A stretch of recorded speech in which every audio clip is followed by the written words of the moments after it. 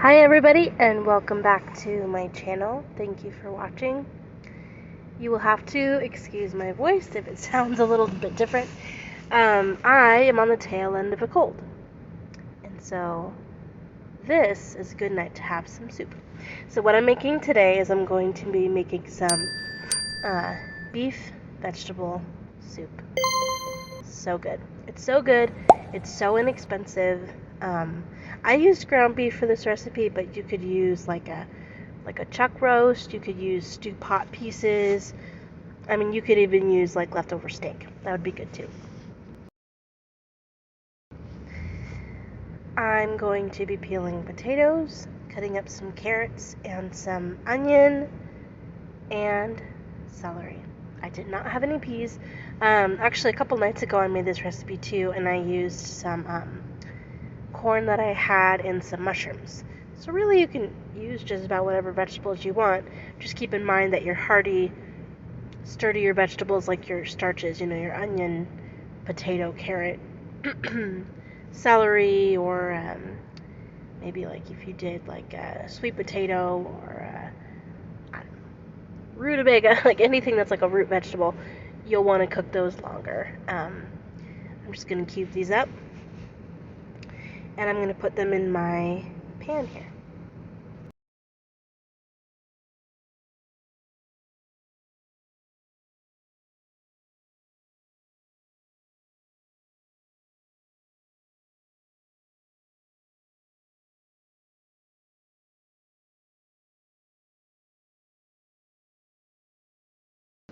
One of the things that I love about this recipe is that what I've been doing is I will put all my spices on my vegetables and kind of get them all roasty, toasty in the pan, and then I throw it all in the crock pot, and you set it and you forget it. This particular day, I was doing some meal prep, and so I had a couple dishes already dirtied from similar ingredient type things, and so, but otherwise, you can either do this in the crock pot, or you can just do it in a big old pan.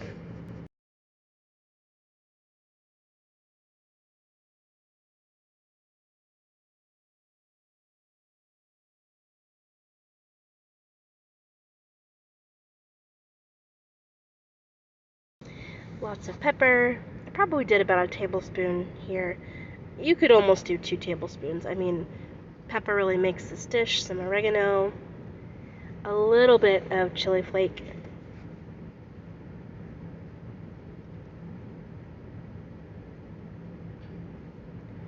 some chili powder, thyme,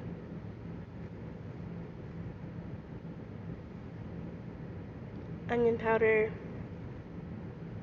garlic powder, and Italian seasoning. And I think I did some parsley here too. And if you have fresh, that's even better. So basically I'm just going to chop up the rest of this, and I did my onion very last because, whew. So long-term storage, storing your onions in a dark place is good, but if you don't want to cry when you cut them up, store them in your fridge.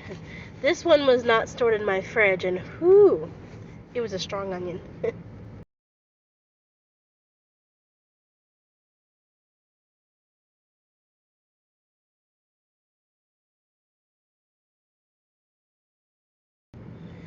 Alright, basically we're going to put this all in a pan with a little bit of olive oil or butter if that's what you have. And you're just kind of, if you see that potato, you're just going to kind of toast up your vegetables a little bit. You're just adding a little bit of brown.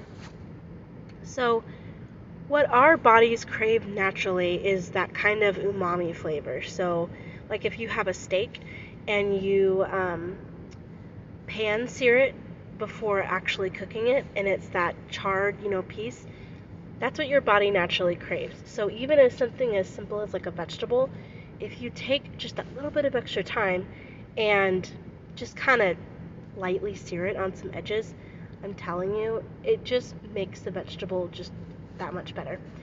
And as you can see, I'm going to do that here with the beef as well. Again, if you had one big old pot, you could totally do this together. You know, you could do your beef first, set it aside, then do your veggies, and then mix the two. But I had already dirtied some pans. Just a little bit of salt, not too much on that, because we'll be using some full sodium beef broth on here.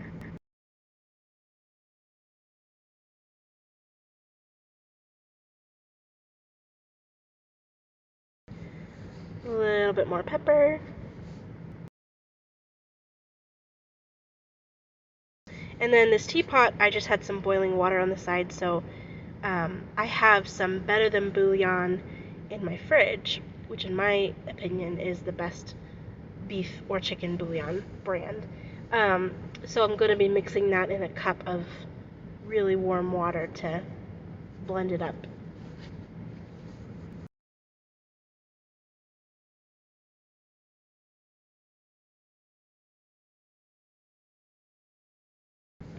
And again, you're not necessarily trying to cook your vegetables, you're just kind of sauteing them until they get just a little bit of color, until your onion is maybe just slightly translucent. And then I added probably about a 3/4 cup of red cooking wine towards the end.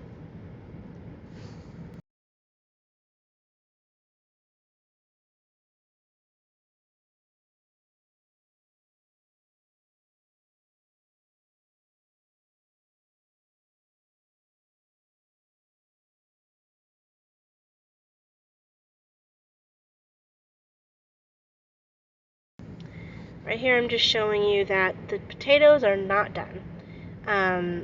It had plenty more still cooking to go. They were probably on the stove maybe 15 minutes or so on a pretty high heat.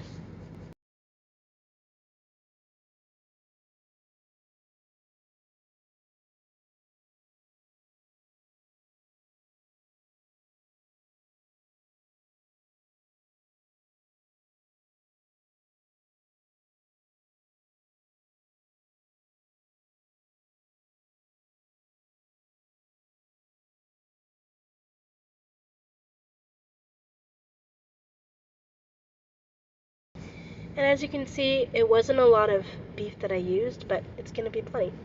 And then I put in about a cup of flour, and you're going to mix it around until there's no more flour color on any of your vegetables or your beef.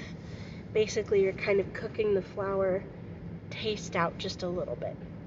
And so you'll see here, I just keep mixing until it's all incorporated and cooked in, and that's going to be your thickener and kind of your gravy for this dish.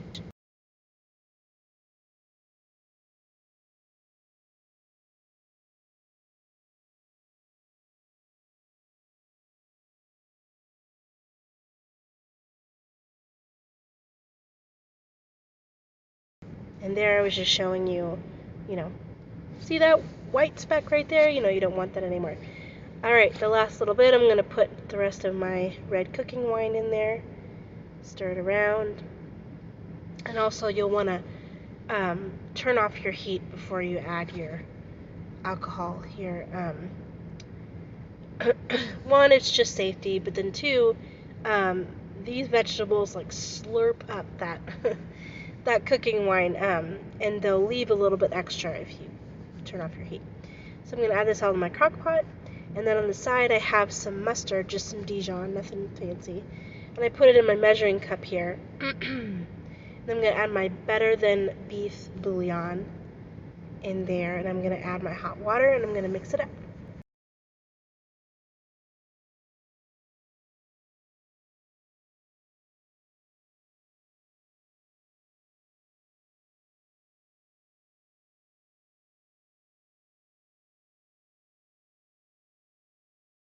And after it's mixed, I'm going to add it to my crock pot and then add in a little bit more broth, and then I'm going to put it on high. You can do high for about 3 to 4 hours or low for about 6. And this was the finished product. The house smelled amazing, and it fed us for a while. So good. And it really couldn't be more easy.